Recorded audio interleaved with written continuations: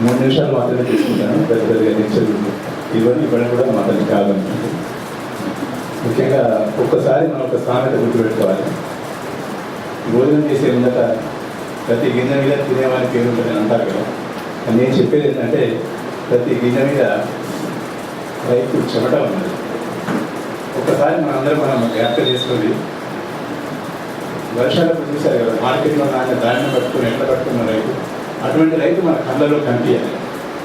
నిజంగా అటువంటి కళ్ళలో ప్రతి ఒక్కరికి నాయకుల దగ్గర ప్రతి ఒక్కరు తినేవాళ్ళకి జ్ఞాపకం చేసుకున్నట్లయితే అసలు ఈ సమస్యలు ఒక్కడికి రానే రావు.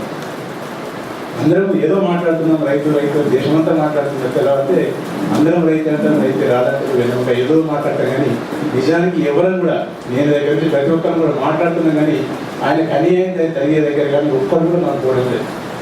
పెద్ద పెద్ద సంఘాలు పెట్టుకున్నాం కదా, ఒక్కడు రైతు దగ్గర 10,000 లంచం 20,000 లంచం చిన్న పట్టదారి పాత్ర తీసుకుంటారు, చిన్న పహాన్ని తీసుకుని అడ్డం పెట్టాడు. ఎవరున్నాడా? ఎవడు ఏ పెద్ద మీటింగ్లో కూడా అడగారు.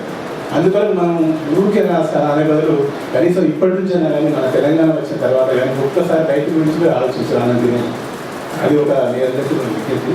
విధానం గురించి అయితే నేను పెద్దగా లెక్చర్ ఇవ్వను. నేను చెప్పేది ఏంటంటే రైతు పండించిన ప్రతి గింజ విత్తనమే, హైబ్రిడ్ విత్తనాలు తప్ప.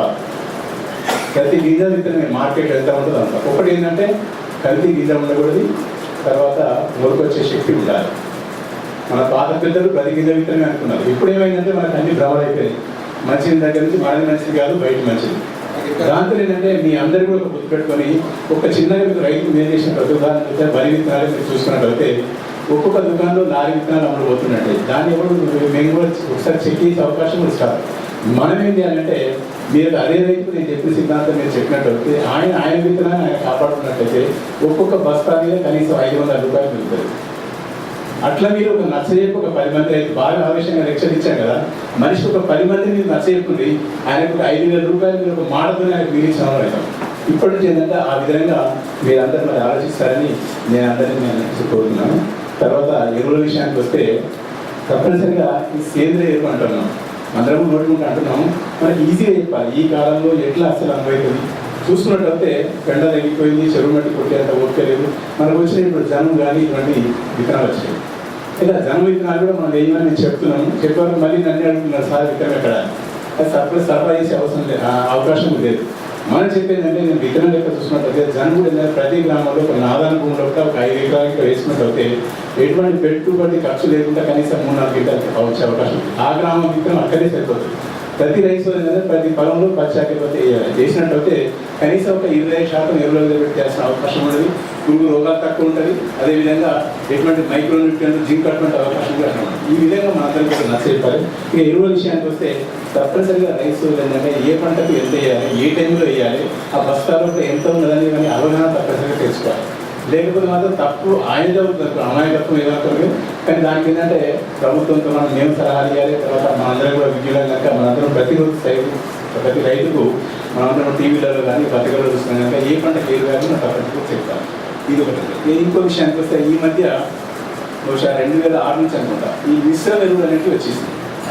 అది ప్రభుత్వం మంజూరుతో చట్ట ప్రకారం వచ్చిందనుకోండి. కానీ చాలా మట్టుకు ఏంటంటే ఆ మిశ్రమ ఎరువులలో ప్రతి దగ్గర అన్నింటిలో ఏంటంటే బాగా కాంపిటేటివ్ ఉంది.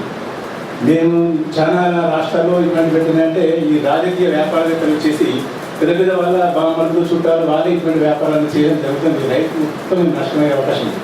నేను నిన్నే ఒక దగ్గర చూసి వచ్చాను. ఒక కంపెనీ వచ్చిందంటే మధ్యప్రదేశ్ నుంచి అతను ఇక్కడ కంపెనీ కూడా అట్లే ఉంది. వాళ్ళందరికీ ధరలో కూడా పోటీ అయిపోయింది. మార్కెట్లో 1020 ఉన్నట్టయితే వాడు 450కే డీల్ ఇచ్చాడు మధ్యప్రదేశ్ నుంచి. కానీ బయట ఇంకా వేరే ప్రాంతం నుంచి కూడా వచ్చేసి వేరే రాష్ట్రాలు, ఇప్పుడు తెలంగాణ అయింది, ఆంధ్రప్రదేశ్ రాష్ట్రం వేరేది కదా, అక్కడ నుంచి కూడా ఈ మాదిరిగా వాళ్ళే పోటీగా ధరలు తక్కువ చేస్తున్నట్టే దాంట్లో ఏముంటుంది ఒకసారి 1020 రూపాయలు కాంప్లెక్స్ బయట 20 అయితే వీడు 370 పేరు ఉంటుంది. దాంట్లో 420 రూపాయలకి మన డీలర్ దగ్గరికి వచ్చినట్టే దానిలో కూడా క్వాలిటీ ఏముంటుంది చెప్పండి. ఇవన్నీ చాలా మంది పెద్దవాళ్ళకి కానీ మనటువంటి అందరూ పత్రికలు చూస్తున్నాం, మట్టి అమ్ముతున్నారు. ఇవ్వమని అంటున్నాం అక్కడ అందరము గవర్నమెంట్ ఏదో అధికారులు వీళ్ళని అంటున్నారు. అందరే కలిసి ఒకసారి అన్నట్టు ఆటోమేటిక్గా అవన్నీ చర్చించుకునే తగ్గే అవకాశం అట్లా ఉంది. నాకు తెలిసిన వాడితే మిక్చర్ ప్లాంట్ అనేది మీకు మొత్తం 20 ఉన్నాయి అనుకోండి. ఒకటేమో మధ్యప్రదేశ్, తర్వాత 20 లోపల 19 ఆ ప్రాంతంలో ఉన్నాయి, ఆంధ్రప్రదేశ్ ప్రాంతంలో. అక్కడి వాళ్ళు వేయలేదు, అక్కడి వాళ్ళు కూడా ఇక్కడ పెట్టారు. మన ఈ తెలంగాణ ప్రాంతం వాడు అక్కడే పడుతున్నాడు. మిగతా 19 మాత్రం అక్కడి వాళ్ళే. ఒక 3 అక్కడ వాళ్ళు ఇక్కడ పెట్టారు కానీ మిగతా అన్ని అక్కడే అక్కడ అన్నీ ఇట్లా వస్తున్నాయి అక్కడ. ఇప్పుడు తెలంగాణ సెపరేట్ అయిన తర్వాత కూడా ప్రతి షాప్లో వాడు తేవాలంటే ఏంటంటే ఇక్కడ గవర్నమెంట్ పర్మిషన్ తీసుకోవాలి, మార్కెటింగ్ లైసెన్స్ తీసుకోవాలి. కానీ ఈ మధ్య ఏంటంటే గతం ఎవరో ఇప్పుడు ఈ గడపలో ఉన్నాం కనుక చాలా వరకు ప్రతి దగ్గర మీకు వచ్చే అవకాశం ఉంది. మీరు అందరూ రైస్ వరకు బాగా జాగ్రత్త చేసేసి ఎక్కడ మిక్చర్ ఉన్నట్లయితే వ్యవసాయాధికారులు చెప్పండి, దాని శాంపుల్ తీసి రిజల్ట్ వచ్చిన తర్వాతనే కోరే మాదిరిగా మీ అందరు చేసినట్లయితే తప్పనిసరిగా రైస్ వరకు ఇవన్నీ అవకాశం మంచిగా ఉండే అవకాశం. దాని తర్వాత ఇంకోటి సూపర్ ఫాస్ఫేట్. నిన్న నేను ఒక దగ్గర మండలం నేను చూసొచ్చాను. అక్కడ నుంచి సప్లై చేసిన బస్తా జనరల్గా సూపర్ ఫాస్ఫేట్ ధర 400 రూపాయలు, వాడు 225 రూపాయలకే డీజిల్కి ఇచ్చాడంటే ఇక దాంట్లో ఏముంటుందో చెప్పండి. ప్రతి సూపర్ ఫాస్ఫేట్ బస్తాకు గవర్నమెంట్ 150 రూపాయల సబ్సిడీ ఇస్తుంది కంపెనీ. ఇట్లా ఏంటంటే సంవత్సరానికి కొన్ని వేల కోట్ల రూపాయలు తెలుగు కళ వాళ్ళందరూ పోతూనే ఉన్నారు. ఇవన్నీ ఉన్నాయనుక మనం అన్ని మన ఊరికే ఒకరికి తప్పనే బదులు ఇవన్నీ ఏంటంటే మన దగ్గర ఉండే ప్రజాప్రతినిధుల ద్వారా ఒత్తిడి తెప్పించేటువంటి అన్ని అరికట్టే చేసిన పట్టుకునే ఈ కష్టంలో ఉన్న రైతు మనం అందుబాటులో అయితే కానీ ఎవరినెవరు తిట్టుకుని మాత్రం ఆయన మాత్రం ఏం కాదు, ఆయన పరిస్థితులకు అదే విధంగా ఉన్నాయి. ఇక మీకు పురుగుమందుల విషయానికి వస్తే తప్పనిసరిగా వ్యవసాయ అధికారులు వాళ్ళ ఫోన్ నెంబర్లు ఉన్నాయి, తప్పనిసరిగా వాళ్ళ సేవలు మనం వినియోగించుకోవాలి. లేదు అధికారులు రావడం లేదు అంటే అది కూడా మన తప్పైతుంది, మనం సంఘాలకు ఏర్పాటు చేసుకోవాలి. లేకపోతే మీ ప్రజాప్రతినిధి గ్రామ సర్పంచ్ ఉన్నారు, జడ్పీటీసీ ఉన్నారు, మండల పేరు, వీళ్ళందరూ మా గ్రామానికి చాలా ఇష్టం చూడాలంటే దేవుడానికి వచ్చేస్తారు కదా. ఏదైనా మనం ఒక అడుగు ముందరికి వేస్తేనే అసలు వాళ్ళకి కూడా ఉత్సాహం ఉంటుంది, వచ్చేవారికి రెస్పాన్స్ చేయకుండా ఉంటుంది కదా. అందరూ ఊరిలో తప్పని బదులు రైతు నష్టపోకుండా ఉండాలంటే ప్రభుత్వ అధికారులు కూడా వచ్చే మాదిరిగా చేసుకోవాల్సిన బాధ్యత మనందరి ఉంది. ఈ మధ్యనే మీరు చెప్పారు బయోటెస్ట్ ఇవన్నీ మనకు అవగాహన ఇచ్చినట్టు అయితే తప్పనిసరిగా ఏది మనం కొనం అలా అవన్నీ అవసరమే లేదు. నిజానికి ఒక కంపెనీ వాడు చేస్తారు గోల్డ్ అయ్యి బంగారం తీయాలి, మంచి మంచి పిల్లలు కదా గోల్డ్లు వస్తున్నాయి కదా, ఏదో బట్టి పెట్టుకోవడం ఉంటుంది. చెరువులో మట్టి కూడా అమ్మిపోయిన సంతానం. ఈ ప్రత్యేకంగా చట్ట ప్రకారం గవర్నమెంట్ అధికారులు పట్టుకోవాలంటే కూడా అంత వీలైన కాదు. మనందరం కూడా నాలెడ్జ్ ఉంది కనుక మన రైతు సోదరులందరూ నాయకత్వం కొద్దిగా ఇచ్చేసి అటువంటి వాళ్ళని పట్టియచ్చు, లేకపోతే వాడకుండా కూడా చూడాల్సిన బాధ్యత చాలా పట్టు ఉంది అనుకోండి. వాళ్ళు ఏం చేస్తున్నారు, మన దాంట్లో కొద్దిగా విషయాలు ఉన్నాయని కూడా ప్రోగ్రామ్ పెట్టుకుని అమ్మే అవకాశం చాలా ఉన్నాయి, చూస్తున్నాం అనుకోండి. అది ఓవరాల్గా నిందించుకునే బదులు మనం నిజంగా రైతుకు మనం అన్నం చెప్పినా కనుక రైతుకు సేవ చేయాలంటే ఇవన్నీ కూడా మన అందరూ చిరుగా కంపల్సరీ చేయాలి.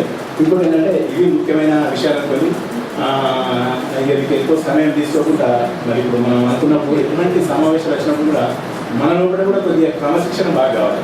ఎదుటి వాళ్ళ ఓపిక ఇవన్నీ చూసుకుంటే మనం ఏది పనికి వస్తే అది మాట్లాడితే మనకి బాగుంటుంది. కానీ ఇదేదో మైకాసులు లేక ప్రతి లెక్చర్ కాదు, అట్లా ఉంటే మరి బాగుంటుంది. మన వేదికే ఒక విధంగా వస్తుంది కనుక ముందు రైతులకు సంబంధించిన కరెక్ట్గా మీరు సూచన చేయాలి. పెద్ద పెద్ద లెక్చర్ మాత్రం ఎవరు ఇయ్యద్దని మనం కోరుతున్నాం.